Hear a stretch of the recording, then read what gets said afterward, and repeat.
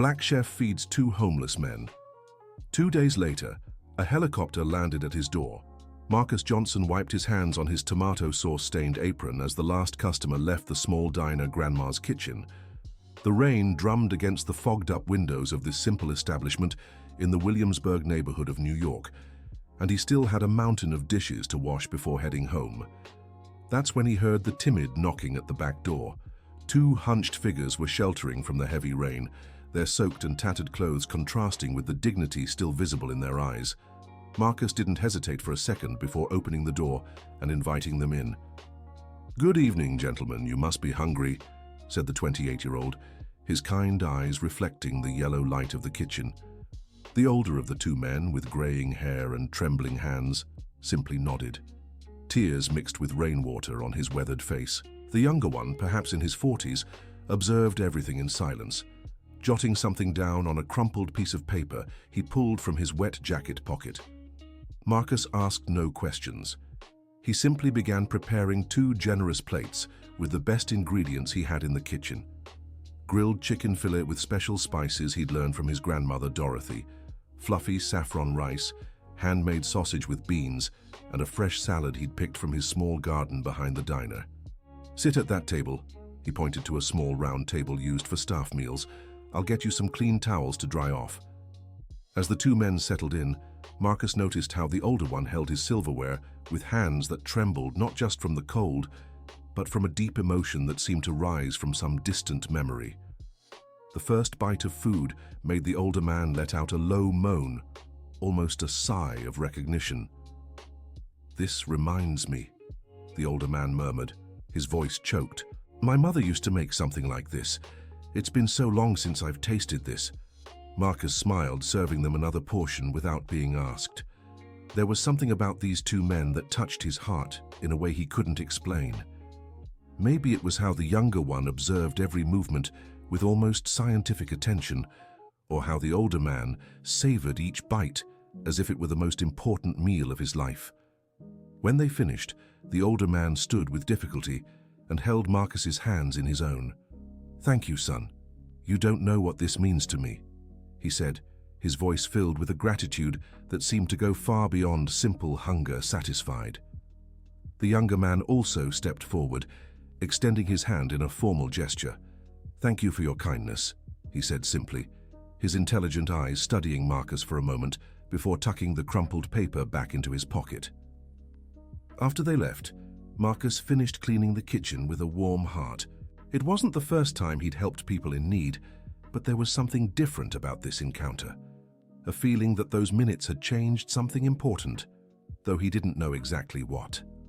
The next morning, the diner's owner, Frank Miller, arrived earlier than usual. A man in his 50s, known for his strictness with expenses and obsession over every dollar that came in and out of the business, his face was already red with anger when he found Marcus prepping spices for lunch. "Marcus, can you explain why we spent $40 extra on ingredients yesterday?" he shouted, waving a printed spreadsheet in his hand. Marcus stopped chopping onions and turned, knowing exactly what this was about. "Mr. Frank, I gave food to 2 people who were in need. It was a terrible night. They were soaked. Soaked or not, you have no right to use my money for charity," interrupted the man, slamming his fist on the stainless steel counter. "Do you think this is a free-for-all?" Dear listener, if you're enjoying the story, don't forget to like and especially subscribe to the channel. It really helps those of us just starting out. Now, back to the story. The argument escalated as other employees began arriving. Karen, the 40-year-old waitress who had worked there for over a decade, and James, the 62-year-old kitchen assistant, heard the shouting and came closer to see what was happening. "Mr. Frank, Marcus has always been like this." Karen tried to intervene, her nervous hands smoothing her apron. "He has a good heart. He never meant any harm." "A good heart doesn't pay the bills," snapped the owner, his small eyes flashing with anger. "And you two get back to work before I dock your pay too." James, who had a fatherly bond with Marcus, stepped forward. "Mr. Frank, with all due respect, $40 won't break the restaurant. And this boy works like crazy. He's never caused any trouble. Don't you get it?" Mr. Frank raised his voice even louder. "If I let this slide, tomorrow you'll all want to turn this place into a homeless shelter. Everyone stay in your lane. Marcus took a deep breath, trying to stay calm like his grandmother Dorothy had taught him. She always said arguing on an empty stomach never ended well. Mr. Frank, I'll take responsibility. I'll pay the $40 out of my own pocket. It's not about the money, it's about principle, the owner shouted. You're suspended for 3 days without pay. Maybe then you'll learn to respect who signs your paycheck. The silence that followed was heavy as lead. Marcus felt the ground slip from under him. 3 days without pay meant he wouldn't be able to cover rent for the tiny apartment he shared with 2 roommates, or send the $100 he usually sent his mother in Pennsylvania each month. Mr. Frank, please reconsider, Karen pleaded, seeing the paleness in Marcus's face. He needs to work. He has bills. Decision made. The man cut her off, slamming the office door behind him. Marcus slowly took off his apron, his hands shaking not from nerves but from a mix of sadness and bottled-up anger. James stepped closer and placed a hand on his shoulder. Son, this will pass. You're a good kid. God will make a way. Thanks, James, Marcus murmured, grabbing his worn-out backpack. Take care of the kitchen for me, okay? Karen caught him on his way out and discreetly slipped $50 into his hand. It's not much, but it'll help with something. You don't deserve this. Marcus almost refused, but knew he needed it. He thanked her with a tight hug and stepped outside, feeling the weight of an injustice that seemed too heavy for his shoulders to bear. The first day of suspension was the hardest. Marcus woke up at his usual time, 5 in the morning, and for a moment forgot he had nowhere to go. He lay in his small room, listening to the city waking up, thinking about how his life had changed because of one simple act of kindness. That's when there was a knock on his apartment door. Mrs. Jenkins, his 70-year-old neighbor, stood there with an unexpected offer. Marcus, my grandson is getting married next Saturday, and I was wondering if you could cook for 50 people. I'll pay $300. He was stunned. Mrs. Jenkins barely spoke to her neighbors. She'd always been a private person. Mrs. Jenkins, are you sure? I don't have experience with events. I am. Karen told me what happened at the restaurant. She said you cook better than some famous chefs out there. The old woman smiled. And it's not just me. Mrs. Wilson wants you to cater her granddaughter's birthday party, and Mr. Thompson was asking if you do food for funerals. Marcus felt a mix of relief and hope blooming in his chest. Maybe that unfair suspension could turn into an opportunity.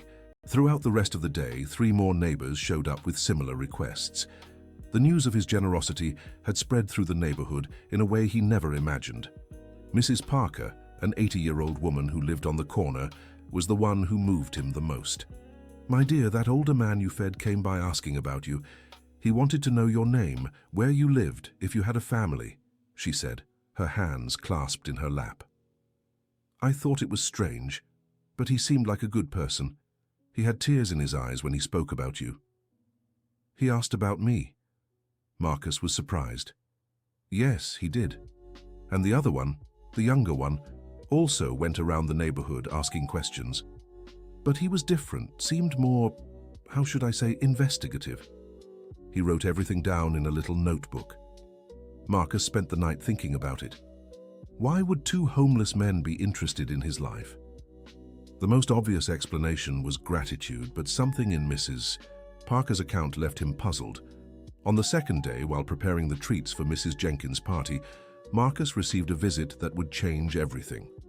A well-dressed man in a navy blue suit and a leather briefcase rang his apartment doorbell at 2 in the afternoon. Marcus Johnson, the man asked, checking a paper. My name is Attorney Henry Morrison. Could I speak with you for a few minutes? Marcus's heart raced. Lawyers were never good news for poor folks. Of course, come in, he said, trying to hide his nervousness. Attorney Morrison was a man in his 50s with neatly trimmed grey hair and polite manners that contrasted with the simple apartment. He declined the offered coffee and got straight to the point. I'd like to ask you some questions about last Monday night. Do you remember serving 2 people at the restaurant? Yes, I do, Marcus confirmed, feeling his palms sweat. Did I do something wrong? Quite the opposite. The attorney smiled, pulling out a notebook from his briefcase. Could you tell me exactly what happened? What kind of food you served? how the conversation went, any details you remember. Marcus recounted everything, from the knocks at the door to the older man's affectionate goodbye. Attorney Morrison wrote down every word carefully, asking specific questions about the seasonings used, the two men's reactions, and especially the words the older man had murmured about his mother. "You said you represent someone important who's interested in my story," Marcus ventured. "Can I know who it is?" The attorney closed the notebook and put it back in his briefcase. "I can't reveal that information yet, but I assure you you have no reason to worry." "Quite the opposite," he said, handing over an elegant card with no name, just a golden phone number. "If you need anything at all, call this number." After the attorney left, Marcus was even more confused. What kind of important person would care about his story? And why all the formality over something as simple as feeding the hungry? The answer came on the morning of the third day, in a way he could never have imagined. Marcus had just woken up when he heard a strange noise like a growing buzz that made the apartment windows vibrate. He rushed to the balcony and saw something that left him speechless. A sleek black helicopter hovered over the building, searching for a place to land. Neighbors stepped out of their homes, pointing at the sky and speculating about what was happening. The helicopter finally landed in the empty parking lot of an abandoned supermarket, 2 blocks away. Marcus put on the first clothes he could find and rushed downstairs. A crowd had already gathered around the aircraft, kept at a distance by a man in a suit who was clearly security. The helicopter blades stopped spinning and the door opened. An elegant woman in her 60s stepped out first, her grey hair tied in a sophisticated bun, wearing a beige linen ensemble that exuded class and wealth. Behind her, Marcus immediately recognized the younger man he had fed on that rainy night, now dressed in a suit and tie. "Marcus Johnson?" the woman called, her voice firm but gentle, cutting through the murmurs of the crowd. He approached, still unable to believe what he was seeing. "That's me, ma'am." "My name is Helen Anderson," she said, extending her hand with a smile that lit up her entire face. "And this is Charles Morrison, a private investigator who works for me." Marcus shook both their hands, noticing how Charles observed him with a mix of professionalism and admiration. "Mrs. Helen, I don't understand," he began. "Let's talk in private," she gently interrupted. "Do you have a few minutes?" Marcus nodded, still dazed by the situation. Helen signaled to the helicopter pilot and walked toward a nearby cafe, followed by Marcus and Charles. The crowd watched them with curious glances, whispering theories about what was happening. At the cafe, Helen ordered 3 coffees and waited for them to settle at a reserved table before speaking. "Marcus, I need to tell you a story that began a long time ago, but took a new turn thanks to your kindness." She took a deep breath, her elegant hands playing with the strap of her leather purse. "The older man you fed on Monday is named Anthony Anderson. He's my younger brother." Marcus felt the ground shift beneath him. "Your brother?" "That's right," Helen confirmed, her voice trembling. "Anthony disappeared 17 years ago after a terrible argument we had about our parents' inheritance. I said horrible things, he said worse, and by the next morning he was gone." Charles leaned forward, explaining his part in the story. "Mrs. Helen hired me 2 years ago to find her brother. All this time, we searched shelters, hospitals, police records. Anthony had vanished as if he never existed. We discovered he was living on the streets, with severe memory issues," Helen continued, tears welling in her eyes. "The doctors said it could be from severe depression, malnutrition, or even trauma he suffered over the years." Marcus listened in silence, beginning to grasp the magnitude of what had happened that rainy night. "Last Monday, Charles finally tracked him down near your restaurant, but when he tried to approach him, Anthony ran away, frightened. Charles followed discreetly, and that's how they ended up at your door." Charles took a sip of coffee before continuing. "I was ready to step in to introduce myself and try to convince Anthony to talk to me, but when I saw the two of you interacting, I realized something special was happening. I decided to just observe and take notes to report back to Mrs. Helen." Helen leaned forward, her hands covering Marcus's on the table. "My dear, you can't imagine what your food did for my brother. For the first time in 17 years, he remembered home, our mother, the childhood we shared." "How so, ma'am?" The spices you used, especially the way you seasoned the chicken, brought back memories that were lost in his mind. Anthony spent the entire night talking about the food, about how it reminded him of Sundays at our mother's house, of the recipes she prepared with such care. Charles opened a folder and showed some pages with detailed notes. I wrote down every word he said. For the first time since I started following him, Anthony spoke about the past with clarity. He mentioned his sister Helen, the family home, even the name of the dog we had as children. Dear listener, if you're enjoying the story, take a moment to like and especially subscribe to the channel. It helps us a lot as we're just starting out. Now continuing. Marcus felt his eyes fill with tears. He never imagined a simple act of kindness could have such profound consequences. And where is he now? He asked. Anthony is at a specialized clinic, receiving proper medical care for the first time in years, Helen replied. The doctors are optimistic. They believe that with the right treatment and proper stimulation, he can recover much of his memory and his quality of life. But I need to tell you one more thing, Helen continued, her expression growing more serious. After learning your story, I asked Charles to look into you as well. I hope you don't mind. Marcus shook his head, still processing everything. We discovered you learned to cook from your grandmother, Dorothy, who worked as a cook for important families in New York for 40 years. One of those families was ours. What? Marcus's eyes widened. Charles pulled an old photo from the folder and showed it to Marcus. It was a black and white image of a smiling black woman in a white apron, standing beside two small children. Do you recognize this woman? Marcus took the photo with trembling hands. It was unmistakable. The smile, the way she held her hands, the proud posture. That's my grandmother Dorothy. But how do you have this photo? Dorothy worked for our family for 10 years when Anthony and I were children, Helen explained, her voice thick with emotion. She was more than an employee. She was practically part of the family.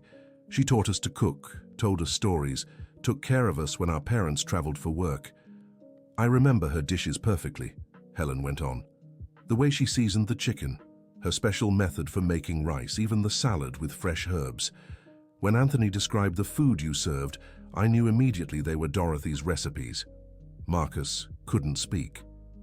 The discovery that his grandmother had worked for this elegant woman's family seemed like an impossible coincidence, yet it explained everything.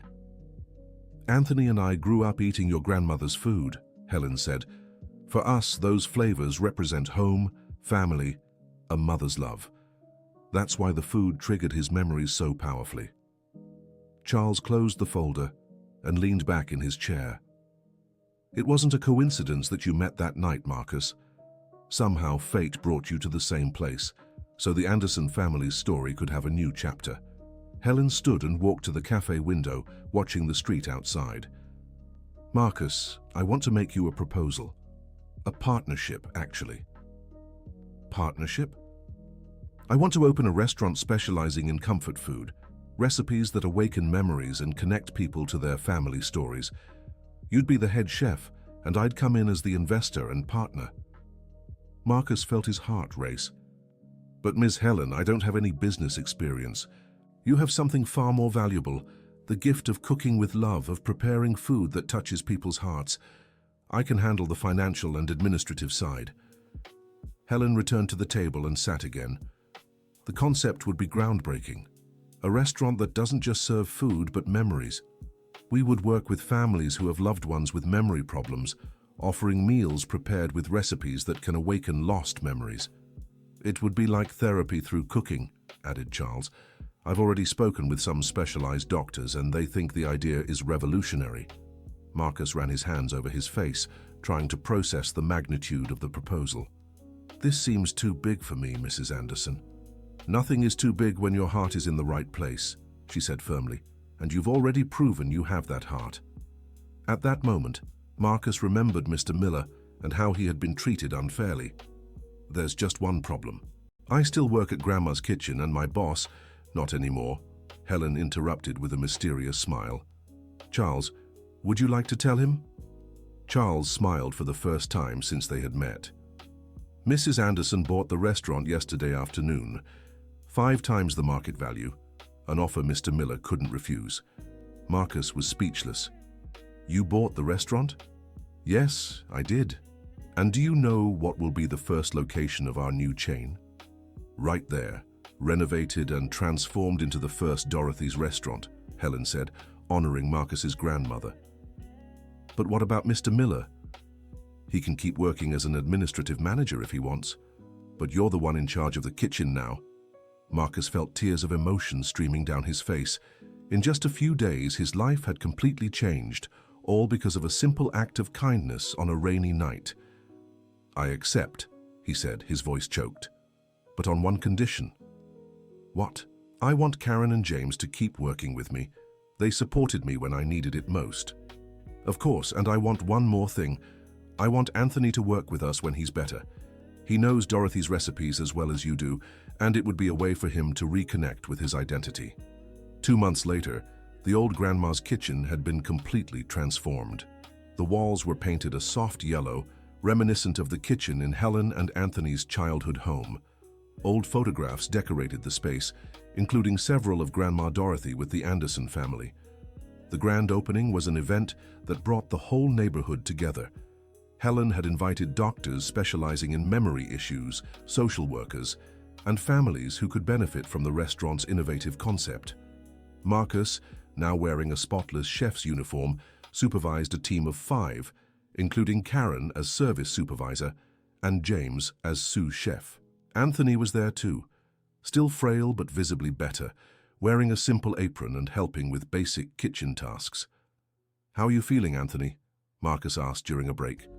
The older man smiled, his hands no longer trembling as they once had. Good, my boy. Every day I spend here, the more I remember. Just yesterday, I recalled the name of my first dog. And you know what's even more amazing? I remember the taste of Dorothy's cooking as if it were yesterday. She'd be proud to know her recipes are still making a difference in people's lives, Marcus said. She sure would, Anthony agreed. And she'd be even prouder to know her grandson has a heart as generous as hers. The first week of operation brought results that exceeded all expectations. Families began bringing loved ones with memory issues, and many of them showed signs of improvement after tasting dishes that evoked emotional memories. Mrs. Campbell, 82 years old, who hadn't spoken in months due to Alzheimer's, smiled and called her daughter by name after tasting a milk pudding that reminded her of what her mother used to make in her childhood. Mr. Charles, a 70-year-old man who had lost his memory after a stroke, began telling stories from his youth after savoring a feijoada, seasoned with the same ingredients his wife used 50 years ago. Helen personally followed each case, moved by every small victory. The project had become much more than a business to her. It was a life mission.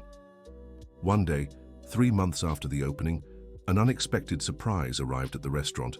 Marcus was in the kitchen when Karen came running in, tears in her eyes. "Marcus, there's a lady here who wants to talk to you. She says she's known you since you were little." He left the kitchen and nearly fainted upon seeing a 65-year-old woman with graying hair and kind eyes sitting at one of the tables near the window. It was his mother, Lucy Johnson, who had traveled from Pennsylvania just to see him. "Mom?" he called out, his voice barely a whisper. Lucy stood up with difficulty, her hands trembling with emotion. "My dear boy, I came to see this restaurant that's doing so well." The two embraced in the middle of the dining room, under the emotional gaze of everyone present. Helen, who was at a nearby table reviewing papers, couldn't hold back her tears. "How did you hear about the restaurant, Mom?" "I saw it on TV, my son. A report about your work here. When I heard your name and saw your picture, I couldn't believe it. My boy had become the chef of a famous restaurant in New York." Marcus sat with his mother and asked for a special meal. Chicken seasoned exactly as his grandmother Dorothy had taught him, saffron rice, tropero beans, and the fresh green salad that was the restaurant's signature. When Lucy took the first bite, she began to cry. "It's just like my mother's. How did you do it?" "The recipe is in my heart, Mum. Grandma Dorothy taught me much more than cooking. She taught me to season with love." Helen approached the table and introduced herself respectfully. "You must be very proud of your son, Mrs. Johnson. He's an exceptional chef, but more than that, he's a wonderful human being." "I always knew he was special," said Lucy, squeezing Marcus's hand.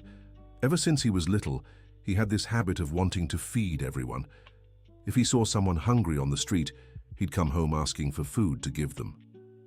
"And that's exactly what changed our lives," said Helen. "If Marcus hadn't fed my brother that night, we might never have reunited." During lunch, Lucy shared childhood stories about Marcus that neither Helen nor Anthony had heard before. How he cooked for his school friends when his mother wasn't home. How he always shared his lunch with kids who had nothing to eat.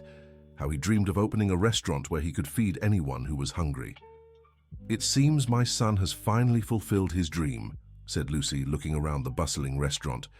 "Actually, Mrs. Johnson, this is just the beginning," said Helen. "We plan to expand the concept to other cities. Marcus will become the ambassador of a national movement for emotional cuisine." 6 months later, Dorothy's restaurant had become a national reference in culinary therapy. Doctors from all over the country sent patients to the establishment, and researchers studied the extraordinary results achieved through the combination of food and emotional memory. Marcus had hired a team of 15 people, including specialized nutritionists and even a psychologist who handled the more complex cases. The restaurant operated not just as a business, but as a research center on the relationship between food and memory. Anthony, fully recovered, had become a sous chef specializing in traditional recipes. His memory was almost fully restored, and he dedicated himself to cataloging old recipes that might spark memories in other patients. "You know, Marcus," he said one quiet afternoon as they prepared ingredients for dinner, "sometimes I think I needed to get lost to truly find myself." "How so?" "All those years on the streets were terrible, I won't deny it. But they taught me the value of selfless kindness. When you gave me that food, you didn't know who I was. You didn't expect anything in return. It was pure generosity." Marcus stopped chopping onions and looked at the man who had become a father to him. "Mr. Thompson, can I tell you something? That night I was feeling lost too. I thought my life had no purpose, that I was wasting my talent in a job that didn't appreciate my worth. And now I know everything happened for a reason. Grandma Dorothy used to say that God moves in mysterious ways. I think she was right." The conversation was interrupted by the arrival of Frank Miller, the former owner of the restaurant. Over the past few months, he had undergone an impressive personal transformation. Working in the new environment, witnessing daily the miracles of comfort food, had softened his heart, hardened by years of financial struggle. "Marcus, can I talk to you for a minute?" he asked, looking nervous. The two stepped aside to a private table. Frank was clearly emotional. "Son, I came to apologize from the bottom of my heart." Marcus was surprised.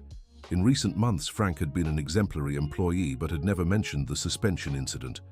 "Frank, that's all in the past." "No, it's not, at least not for me," the older man interrupted. "I treated you unfairly, punished you for doing what was right, and worst of all, I almost stopped all this from happening." He gestured to the bustling restaurant, where several families dined amid lively conversations and genuine smiles. "If you hadn't fed those two men, none of this would exist. These people wouldn't be getting help, these families wouldn't be reconnecting with their memories." "Frank, let me finish, please," he said, wiping his eyes. "I was wrong, completely wrong. I put money before humanity, profit before compassion. You taught me there's something far more important than bills to pay." Marcus placed a hand on the older man's shoulder.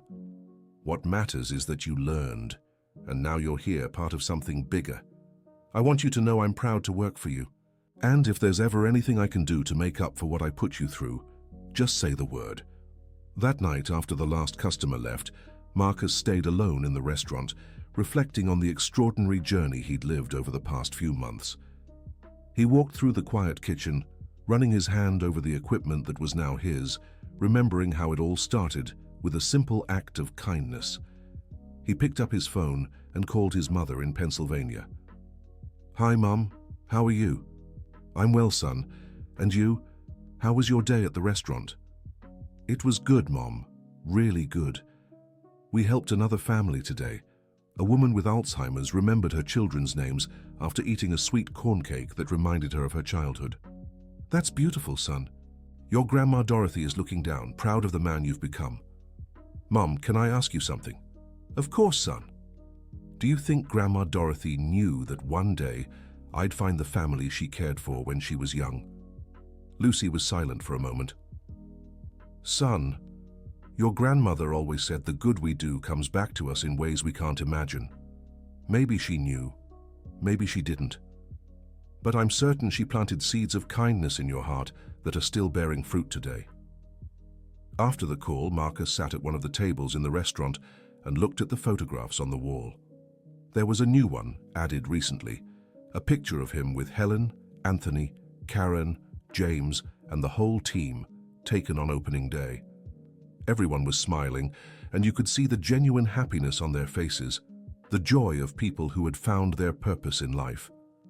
A year later, the Dorothy's restaurant chain had expanded to 5 cities. Marcus traveled constantly, training chefs and supervisors, but he always returned to the original location, which he considered home. The New York branch had become a global reference in therapeutic cuisine. Researchers from international universities came to study the methods developed by the team, and Marcus had been invited to speak at medical conferences about the connection between food and memory. But what moved him most were the individual recovery stories he witnessed daily, like Mrs. Jenkins, who started speaking to her family again after tasting a cornmeal cake that reminded her of the summer festivals of her childhood, or Mr. Thompson, who rediscovered the joy of living after a pot roast dish brought back memories of family Sundays. Helen had become much more than a business partner. She was a mentor and friend. She still personally followed every case, and her passion for the project only grew with time. Marcus, I got an interesting offer today, she said one afternoon as they reviewed expansion plans. What kind of offer? A television network wants to do a show about our work. It would be a documentary showing how comfort food can transform lives. Marcus grew thoughtful. I don't know, Helen. I don't want this to turn into a spectacle. What we do here is very serious, very personal. I completely agree. But think of the people who could be helped if our message reached more folks. How many families don't even know there are alternatives for dealing with memory problems? You're right. Let's accept, but on the condition we have full control over the content. The documentary aired 6 months later and made a national impact. Marcus and Helen received hundreds of calls from families interested in the treatment, and franchise requests poured in from all over the country.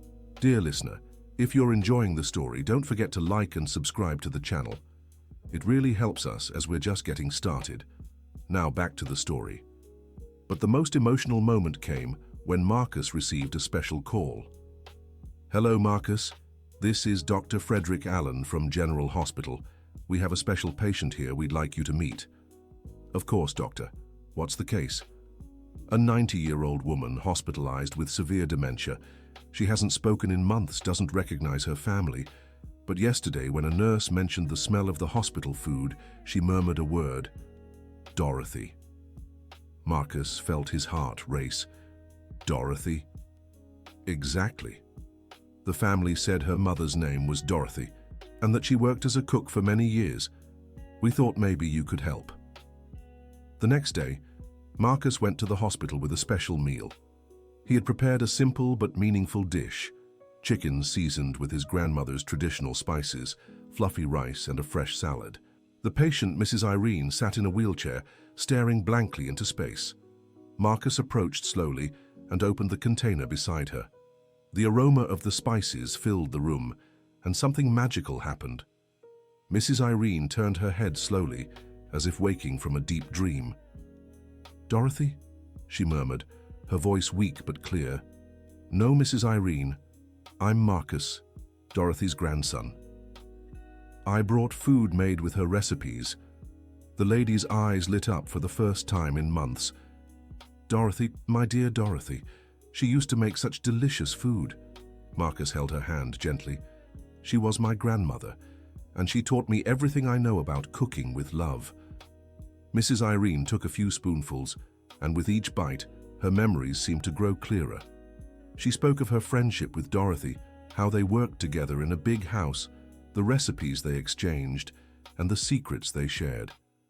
Mrs. Irene's family wept as they witnessed the transformation. It was the first time in months she had shown awareness of the world around her.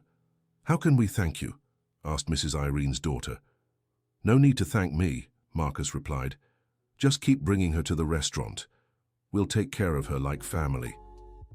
5 years after that rainy night encounter, Marcus stood on stage in a grand auditorium in Washington, D.C., receiving a national award for social innovation.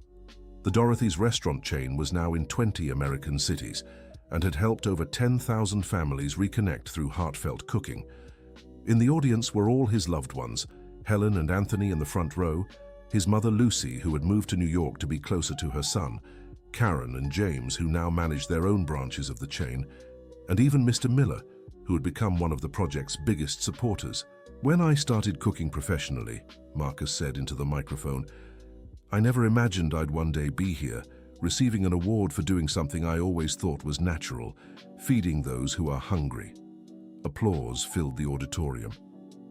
"But I've learned that feeding goes far beyond satisfying physical hunger. We can nourish the soul, the memories, the heart. We can use food as a bridge between past and present, as a tool for healing and reconciliation." He glanced at Helen, who wiped away tears of emotion. "This award isn't mine. It belongs to everyone who believed in this project. To my grandmother Dorothy, who taught me that cooking is an act of love. To Helen, who turned a dream into reality. To Anthony, who showed me it's never too late to start over." More applause. "But most of all, this award belongs to all the patients and families who trusted us, who let us be part of their recovery journeys. You've taught us there are no coincidences, only purposes waiting to be discovered." After the ceremony, during the celebratory dinner, Helen approached Marcus with an envelope in hand. "I have a surprise for you," she said with a mysterious smile.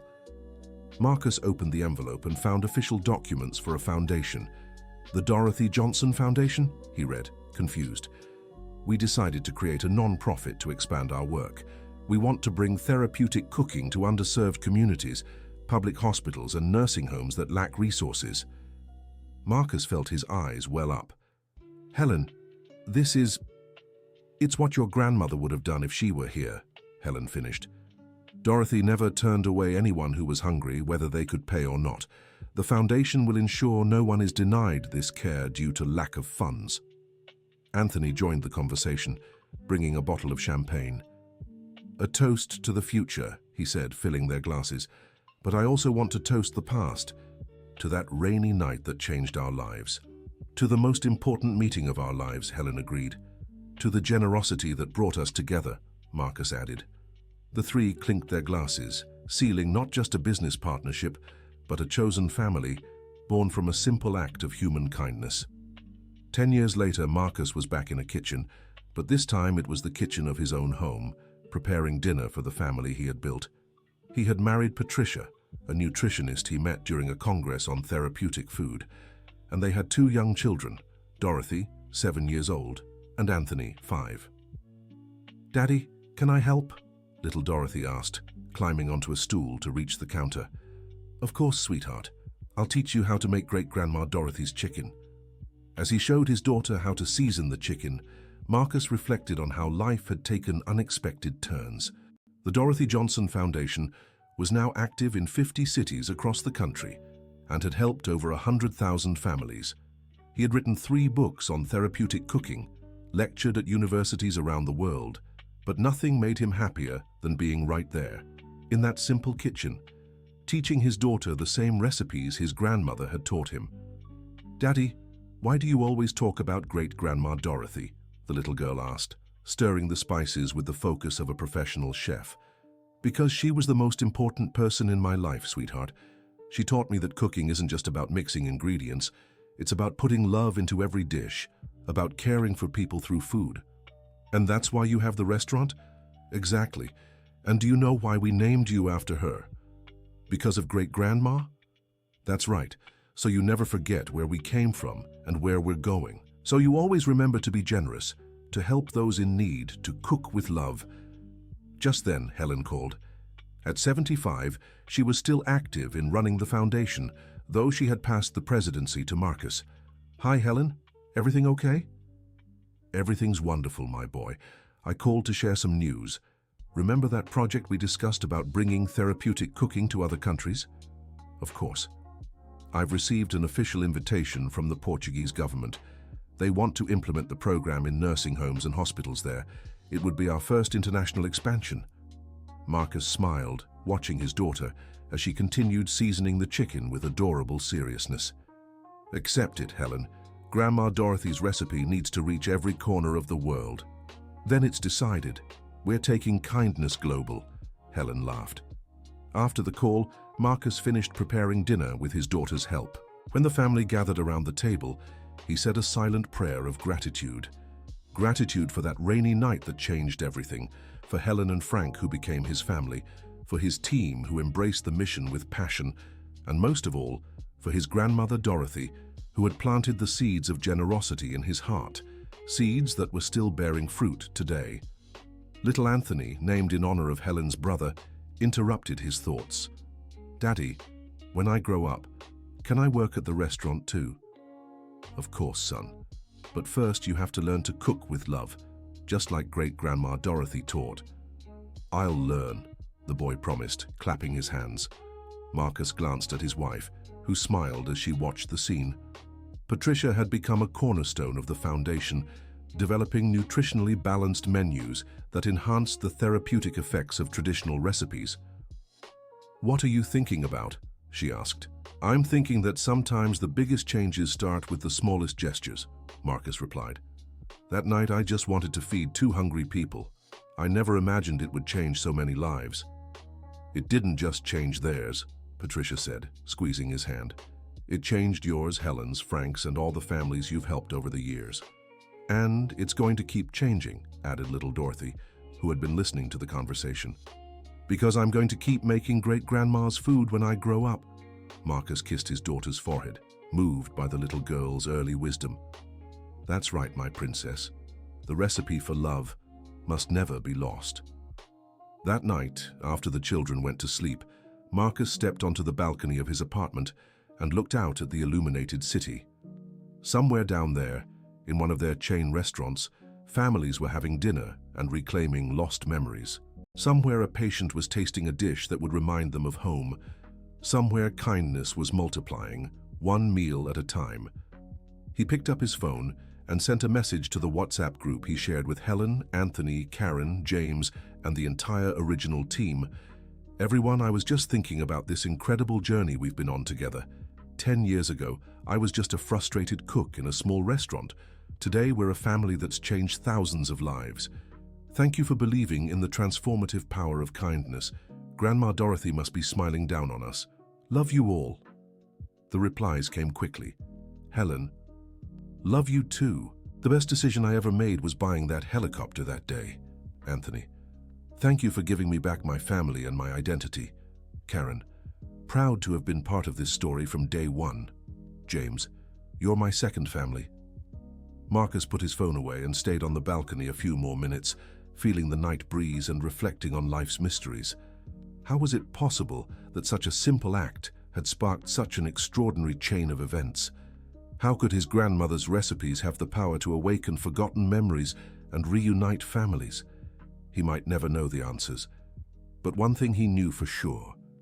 Genuine kindness always finds its way back, often multiplied in ways we could never imagine. He went back inside and checked on the children's room. Mary and Anthony were sound asleep, their peaceful little faces reflecting the calm of children growing up surrounded by love and purpose. Marcus adjusted their blankets and whispered a promise. You'll grow up knowing you can change the world, one plate at a time. You'll carry great-grandma Dorothy's recipes in your hearts and the certainty that kindness is the most powerful force in the universe. He left the room and went to the kitchen, where Patricia was packing the children's school lunches for the next day. Still can't sleep when you think about all this? She asked, well acquainted with her husband's thoughtful habits. It still feels unreal, you know. Sometimes I wake up thinking it was all a beautiful dream. It wasn't a dream, sweetheart. It was a consequence of you being who you are, of learning from your grandmother that feeding people is so much more than a job. Marcus hugged his wife from behind, resting his chin on her shoulder. Do you think our story could inspire others to make a difference? I'm sure it will, But you know what's most important? Our story shows we don't need to wait for big opportunities to do good. Sometimes it's as simple as opening the door for someone hungry on a rainy night. They finished packing the lunches in comfortable silence, each lost in thought. Marcus thought about the hundreds of letters he received monthly from people thanking the foundation, the families reconciled through therapeutic cooking, the professionals who'd embraced the cause and spread the philosophy to other places. But he also thought about the challenges they still faced. Not every story had a happy ending. Some patients didn't respond to treatment. Some families arrived too late. Every failure stung like a personal wound, reminding him that despite all the progress, there was still much work ahead. "What are you thinking about right now?" asked Patricia, noticing his thoughtful expression. "I was thinking about the patients we couldn't help. Sometimes I wonder if we're doing enough." "Marcus, look at me," she said, turning to face him. "You've saved tens of thousands of families. You've restored memories, reconnected people, and created hope where there was none. You can't save everyone, but you've saved as many as you could, and that's already extraordinary." "You're right," he sighed. "It's just that sometimes I feel I owe so much to Grandma Dorothy and the chance that brought us together that night." "It wasn't chance, my love, it was destiny. And your grandmother wouldn't expect you to save the world alone. She'd expect you to do what you've always done, one person at a time, one dish at a time, with all the love in your heart." 15 years after the night that changed everything, Marcus was once again on stage at a major event, but this time as the keynote speaker at the World Therapeutic Food Congress, held in New York. In the audience were hundreds of doctors, nutritionists, psychologists, and researchers from 30 different countries, all eager to learn about the techniques developed by the Dorothy Johnson Foundation. "Ladies and gentlemen," Marcus began, his voice echoing through the packed auditorium. 15 years ago, I was just a young cook who believed food made with love had healing power. Today, we have scientific evidence that this intuition was correct." He clicked to a slide displaying impressive graphs, improvement rates in Alzheimer's patients, percentages of family reconnections, quality of life indices in nursing homes that had adopted therapeutic cooking. But numbers, as important as they are, don't tell the whole story. The true measure of our success lies in the letters we receive, the smiles we witness, the tears of joy we share with families. The audience was completely captivated. Marcus shared some of the most touching stories. The executive who regained his speech after tasting the birthday cake his mother used to make in his childhood. The grandmother who recognized her grandchildren after savoring a vegetable soup seasoned with her family's recipe. The elderly couple who fell in love all over again while sharing a dish they'd eaten on their first date 50 years earlier. What we've learned these 15 years is that taste memory is one of the most powerful and resilient we have. When other memories fade, flavor can still awaken dormant neural connections. Helen sat in the front row, elegant and attentive at 80 years old. Anthony, now with completely white hair but a healthy appearance, jotted down every word in his notebook. The original family was all there. Karen, who had become the national training director, James, responsible for preserving traditional recipes, even Mr. Frank, who at 75 still worked as the foundation's administrative consultant. "But I want to end this talk by speaking about something that goes beyond science," Marcus said, his voice carrying the emotion of 15 years of journey. "I want to talk about kindness." The auditorium fell into absolute silence. It all started with a simple act, feeding those who were hungry. No pretenses, no expectations, no ulterior motives, just the certainty that it was the right thing to do. He looked at Helen, who discreetly wiped away tears. That simple act set off a chain of events that changed not only our lives, but the lives of hundreds of thousands of people around the world. And the lesson it teaches us is powerful. Never underestimate the impact of a kind gesture. Applause began to echo through the auditorium, growing into a standing ovation that lasted several minutes. After the lecture, during the cocktail reception, Marcus was surrounded by researchers from around the world, eager to learn more about the Foundation's techniques. But the conversation that stayed with him most was with a young Brazilian woman of 25, a culinary school graduate. "Professor Marcus," she said, introducing herself as Amanda Sanders, I'd like to know how I can make a difference in my community. I live in a small town in Pennsylvania and see so many isolated elderly people with no family nearby. Marcus smiled, recognizing in Amanda the same passion he'd felt at 28.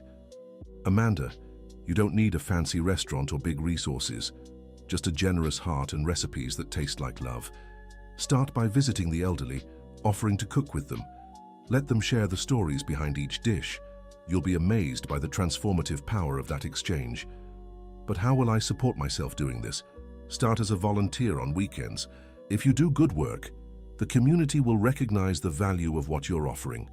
Opportunities will come naturally. Amanda wrote down every word, her eyes shining at the prospect of making a difference. Can I have your contact? If I need guidance, may I reach out? Marcus handed her his personal card, remembering himself 15 years earlier, full of dreams but unsure where to begin. Amanda, remember, every great journey starts with a single step. Yours could begin tomorrow. 2 years later, Amanda sent Marcus a video that moved him to tears. She had created a project called Grandma's Cooking in her hometown, organizing weekly gatherings in the central square. Elderly residents taught traditional recipes to young volunteers, who then recreated the dishes and delivered them to homebound seniors. The project had become a regional sensation, with neighboring towns eager to replicate it. Amanda had secured sponsorship from the local government and businesses and was turning the idea into an official social assistance program. "Professor, thank you for believing in me," she said in the video, beaming. "You were right. When we do good from the heart, opportunities find us. Today, we have 80 volunteers serving over 300 seniors a month." Marcus shared the video in the Dorothy Johnson family group chat, and the response was immediate. Helen suggested inviting Amanda to present her project at the Foundation's next Congress. Anthony offered help in systematizing the collected recipes. Karen proposed an exchange so Amanda could visit the network's locations in person. "A new generation of ambassadors for heartfelt cooking is emerging," Helen remarked during a video call. "People who understand they don't need grand invitations or opportunities to make a difference." "That's exactly what we always dreamed of," Marcus agreed. That Grandma Dorothy's philosophy would spread organically, person by person, community by community. By then, the foundation was active in 12 countries and had trained over 5,000 professionals in therapeutic cooking techniques. Universities worldwide offered courses based on the methodology developed by the original team, and Marcus had become a global authority in the field. Yet despite all the international success, he never lost the habit of putting on an apron at least once a month to work personally in the kitchen of the original Dorothy's restaurant location. It was his way of staying connected to the project's essence, of remembering where it all began. One afternoon, while preparing a special risotto for a woman with Parkinson's, Marcus was approached by Charles Morrison, the private investigator who had been part of the story from the beginning and now served on the Foundation's board. "Marcus, I have some news that might interest you," Charles said with a mysterious expression. "What news? Remember that night 15 years ago when you followed Anthony to his restaurant? How could I forget? It was the turning point for everything." "Well, I never told you all the details of that investigation. Truth is, I'd already been following Anthony for 3 weeks by the time he reached your restaurant." Marcus stopped stirring the risotto, intrigued. "What do you mean?" "In the weeks before, Anthony had knocked on the doors of at least 12 other establishments asking for food. Some turned him away, others gave him only cold leftovers, and one even threatened to call the police." "Really? Really? You were the only one who treated him with dignity, who made fresh food just for him, who welcomed him like any other customer?" A shiver ran down Marcus's spine. "You mean... I mean, if you had acted like the others, none of this would have happened. Anthony would still be lost, Helen would still be suffering from her brother's absence, and thousands of families wouldn't have been helped by the Foundation's work." Charles placed a hand on Marcus's shoulder. "You changed the course of so many lives just by being who you are, by learning from your grandmother that every person deserves respect and kindness." The revelation struck Marcus deeply. He had always known he'd done the right thing that night, but he'd never imagined his decision had been so pivotal to the story's outcome. That evening at home, Marcus told his family about the conversation with Charles. Dorothy, now 17 and studying nutrition at the university, was particularly moved. "Dad, does that mean if you'd been a bad person, none of this would have happened?" "That's one way to see it, sweetheart. But I'd rather think that if I'd been different, someone else would have made a difference in Anthony's life. Goodness always finds a way." "I don't know, Dad," interjected young Anthony, now 15. "I think you were chosen. Great-Grandma Dorothy worked for Aunt Helen's family. You learned her recipes. Uncle Anthony ended up at your door. Too many coincidences, don't you think?" Marcus looked at his son, impressed by his maturity. "You might be right, son. Maybe some things really are beyond our understanding." Patricia, who had listened to the whole conversation, added, "What matters isn't whether it was fate or coincidence. What matters is that you were ready for the opportunity when it came.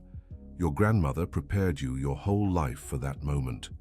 "Grandma Dorothy must be so proud up in heaven," little Dorothy said, using an expression she'd learned from great-grandma Lucy, who at 85 still lived with them and remained a constant presence in the family's life. 20 years after the night that changed everything, Marcus was once again in a kitchen, but this time it was a very special one. The teaching kitchen at Dorothy Johnson University, the world's first university, dedicated solely to the study of therapeutic food. The university had been the Foundation's most ambitious project, created in partnership with the US government and international institutions.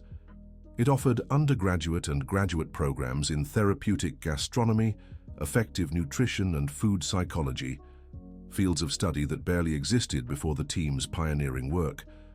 Marcus, now 48 and the university's dean, personally taught the inaugural class every semester. It was a tradition he insisted on keeping, a way to ensure that every new student understood the philosophical essence behind all the technical knowledge. "Welcome to Dorothy Johnson University," he said to the class of freshmen, all young people between 18 and 20 years old, from various countries. "Before we teach you culinary techniques or nutritional concepts, we want you to understand one fundamental thing. Here we don't just train professionals, we train agents of social change." The audience consisted of 60 carefully selected students, chosen not just for their grades, but primarily for their genuine interest in using food as a tool for social well-being. The history of this university began 20 years ago on a rainy night when a young cook decided to feed two strangers. That young man was me, and that decision changed not only my life, but the lives of millions of people around the world. Marcus told the full story, from his encounter with Anthony and Helen to the creation of the foundation and the development of therapeutic cooking techniques. The students listened, fascinated, some taking notes, others recording everything on their phones. "What I want you to understand is that it all started with generosity, not with technology, not with money, not with important connections. It started with a heart willing to help." A young woman from Mexico raised her hand. "Professor Marcus, how do we know if we're ready to make a difference?" "Excellent question, Maria Carmen. You're ready when you stop asking yourself if you're ready and simply start taking action. Preparation comes with practice, with mistakes, with successes, with experience." A young man from Japan asked another question. "Sensei Marcus, in my country, we have very ancient culinary traditions. How can we honor our culture while applying the techniques we'll learn here?" "Kenji, that's one of the beauties of therapeutic cooking. It doesn't replace cultural traditions, it enhances them. Every culture has its comforting recipes, its dishes that awaken memories. Our job is to teach you how to identify those dishes and use their emotional power in a scientific and systematic way." The class lasted 3 hours, much longer than planned, but not a single student seemed in a hurry to leave. At the end, a young Brazilian woman from a small town in the northeast approached Marcus. "Professor, my name is Jane Smith. We're not related, but I have a story similar to yours." "How so, Jane?" "My great-grandmother was a cook on a farm. She always said that food made with anger sours the stomach, but food made with love heals any sadness. I grew up hearing that, and when I learned about your work, I knew that's what I wanted to do with my life." Marcus smiled, recognizing in the young woman the same determination he'd felt at 20. Your great-grandmother was very wise, Jane, and you're in the right place to turn that wisdom into practical tools for social change. Professor, can I ask you a personal question? Of course. Do you still cook at home? For your family? Marcus laughed, a question he hadn't expected.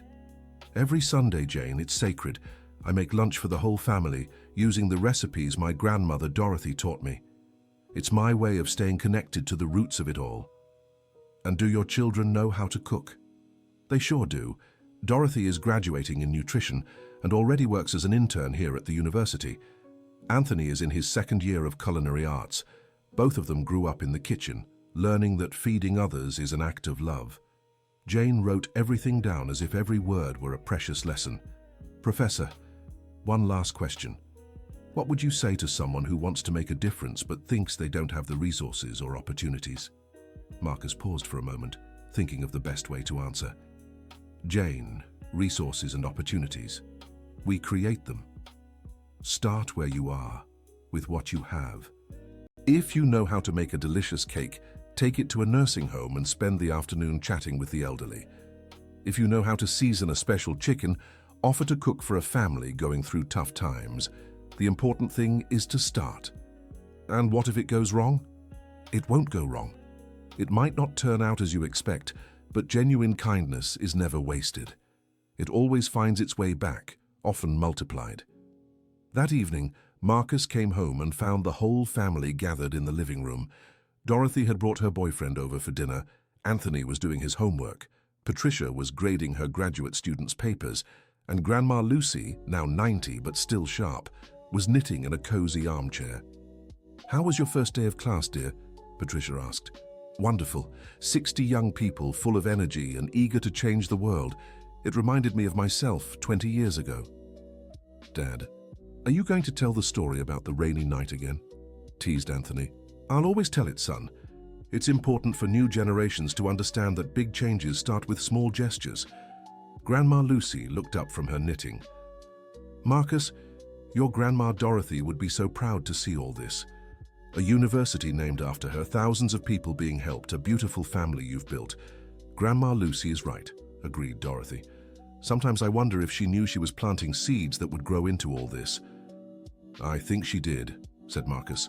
"Grandma Dorothy always said the good we do is never lost, that it multiplies from heart to heart until it reaches where it needs to go." Just then, the phone rang. It was Helen, now 85 and officially retired, but still active as an honorary advisor to the foundation. "Hi Helen, how are you?" "Everything's great, my dear. I called with good news. Remember Amanda, that girl from Pennsylvania who started the Grandma's Cooking Project? Of course. She was just elected mayor of her town, the first black woman to hold the position, and guess what her main campaign promise was? I imagine it has to do with food." Exactly. She wants to turn the city into the world's first therapeutic city, where all social programs are based on comfort food.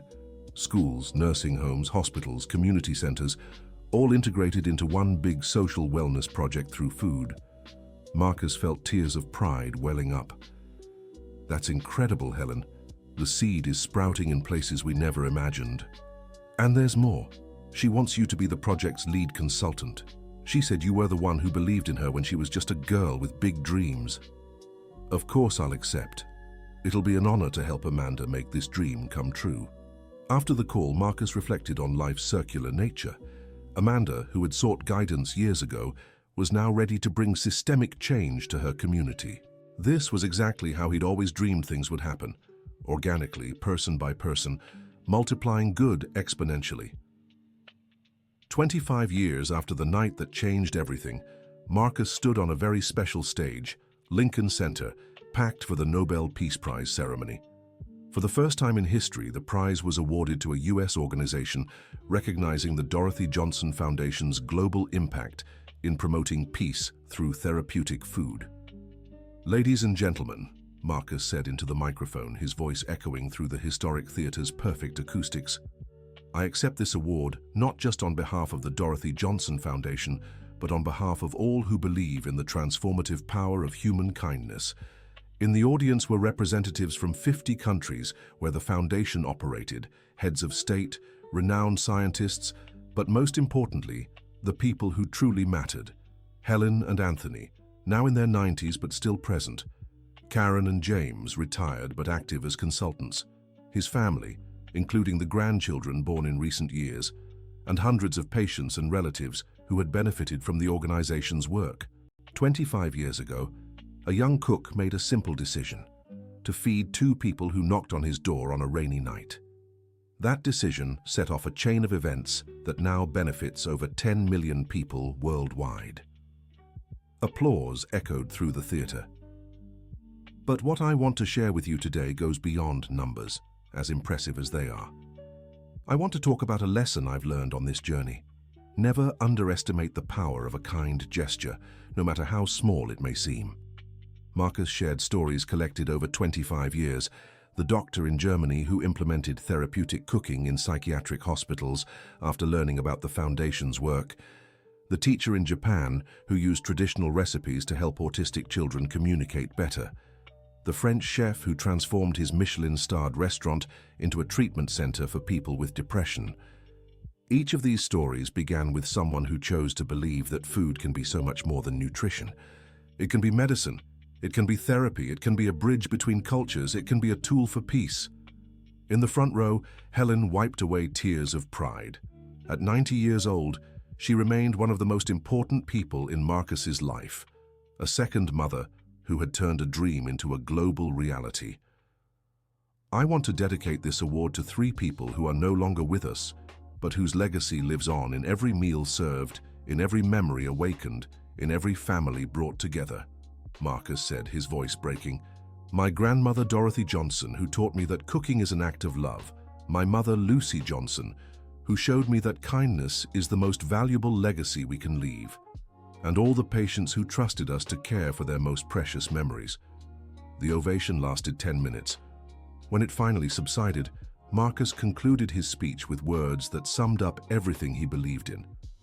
This award belongs to all of us, but most of all it belongs to future generations. It's a reminder that each of us has the power to change the world, one meal at a time, one kind gesture at a time, one open heart at a time. The recipe for a better world is simple: add generosity, season with compassion, and serve with love. After the ceremony, during the reception, Marcus was surrounded by journalists from around the world. But the conversation that moved him the most was with a 10-year-old girl, the daughter of a diplomat, who approached him timidly. Mr. Marcus, can I ask you a question? Of course, sweetheart. What's your name? Mary Dorothy. My mom named me after your grandmother's story. Marcus felt his heart race. What beautiful question do you have for me, Mary Dorothy?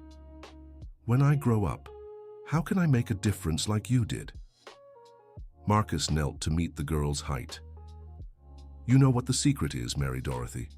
You don't have to wait until you grow up. You can start today.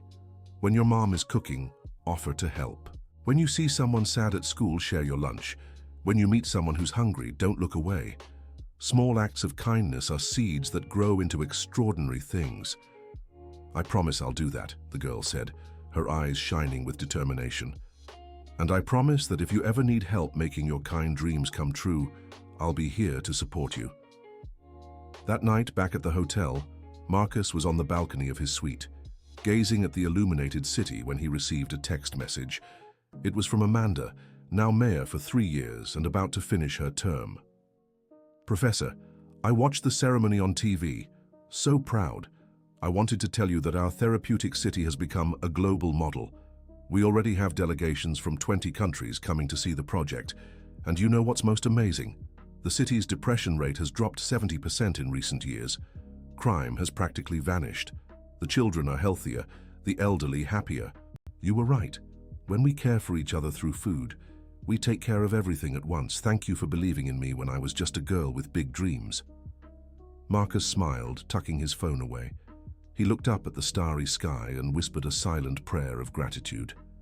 Gratitude for that rainy night that changed everything, for Helen and Anthony who became family, for all the professionals who embraced the cause, for his wife and children who understood the mission's importance, and especially for his grandmother Dorothy, who had planted the seeds of generosity in his heart, seeds that were still bearing fruit a quarter century later.